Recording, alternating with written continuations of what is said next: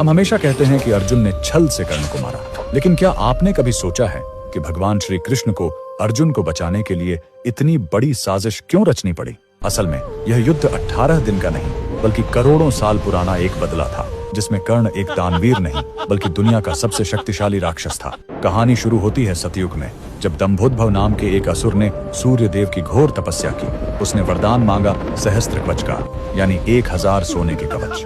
उसकी शर्त इतनी खतरनाक थी कि कोई भी उसे छूने की हिम्मत नहीं करता था। शर्त यह थी कि एक कवच तोड़ने के लिए योद्धा को 1000 साल तपस्या करनी होगी, और जैसे ही कवच टूटेगा वो योद्धा तुरंत मर जाएगा। इस अमृता के अहंकार में उसने तीनों लोकों में तबाही मचा दी।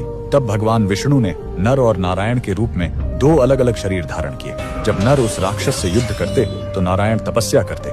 1000 साल के भीषण युद्ध के बाद जैसे ही नर एक कवच तोड़ते और प्राण त्याग देते, नारायण अपनी तपस्या के बल पर उन्हें फिर जीवित कर देते। इस तरह हजारों सालों के चक्र में उन्होंने 999 कवच नष्ट कर दिए। जब आखिरी कवच बचा तो वो राक्षस डरकर सूर्य देव की शरण में छिप गया। वही राक्षस द्वापर युग में कर्ण बनकर पैदा हुआ, जिसके पास जन्म से ही वो अंतिम कवच और कुंडल थे। इसीलिए नर और नारायण को फिर से अर्जुन और श्री कृष्ण बनकर आना पड़ा। लेकिन यहाँ एक खतरा था, अगर अर्जुन युद्ध में वो आखिरी कवच तोड़ते तो उनकी मौत तय थी। इसीलिए इंद्र को ब्राह्मण बनकर वो कवच दान में मांगना पड़ा, ताकि करोड़ों साल पुराना ये युद्ध बिना अर्जुन की जान लिए खत्म हो सके। तो कर्ण की दानवीरता केवल उसका स्वभाव नहीं बल्कि उसके पिछले जन्म के पापों का प्रायश्चित था। जो युद्ध सतयुग में शुरू हुआ उसका अंत कुरुक्षेत्र के मैदान में हुआ। कमेंट्स में जय श्री कृष्ण जरूर